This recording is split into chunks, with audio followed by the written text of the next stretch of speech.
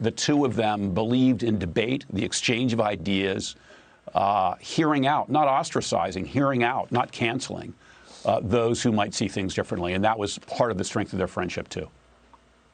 So the president, in terms of a replacement, said that he plans to nominate a woman for Justice Ginsburg's former seat as soon as possible. And some of the top contenders are Judges Amy Coney Barrett, Barbara Lagoa, also Allison Jones Rushing was added there. Do you have any insights on the president's decision here? And do you have any insights in terms of these women?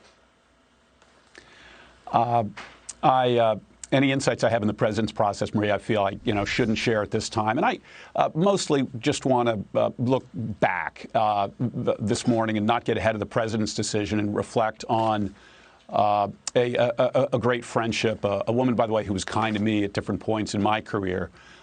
In terms of going forward, the president will make his decision. I am familiar with a number of the people under consideration. I will say that I've been watching presidential nominations to the courts since my father was appointed in 1986.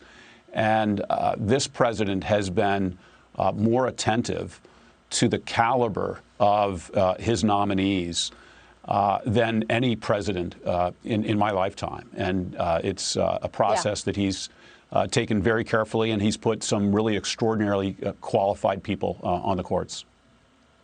Yes, I mean, almost 300 judges named to the federal bench under President Trump's leadership. I want to ask you about the business fallout, Secretary. That is exactly why I want to ask you about the business fallout, because you've been watching Supreme Court judges and their impact for so many years since your father's naming. So Cowen and Company on Wall Street's out with a report today, and here's what they say.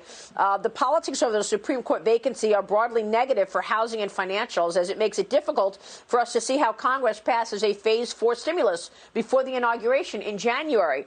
We've got 4 and 4 right now, so let's say there's a contested election. What happens then? Let's say there's, more disagreement on policy.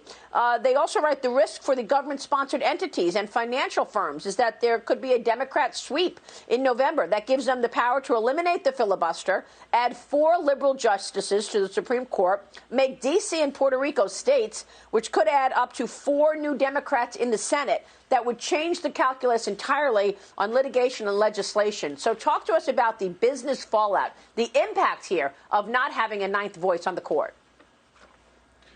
Well, I think first in terms of additional legislation with respect to COVID, I don't see a reason why the United States Congress is not capable of addressing that, even as it addresses other important issues that come before it. The president obviously is addressing challenging issues across the globe on a daily basis. And we continue to believe, and putting on my hat as Secretary of Labor, continue to believe that the American people, including those who are out of work, would benefit from further action from Congress. I think the fact there's a Supreme Court vacancy is not a reason for the Congress to step back from that.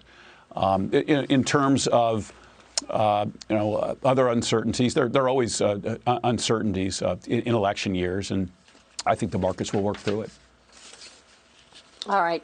Eugene Scalia, great to have you this morning. We so appreciate it, Secretary. Thank you, sir.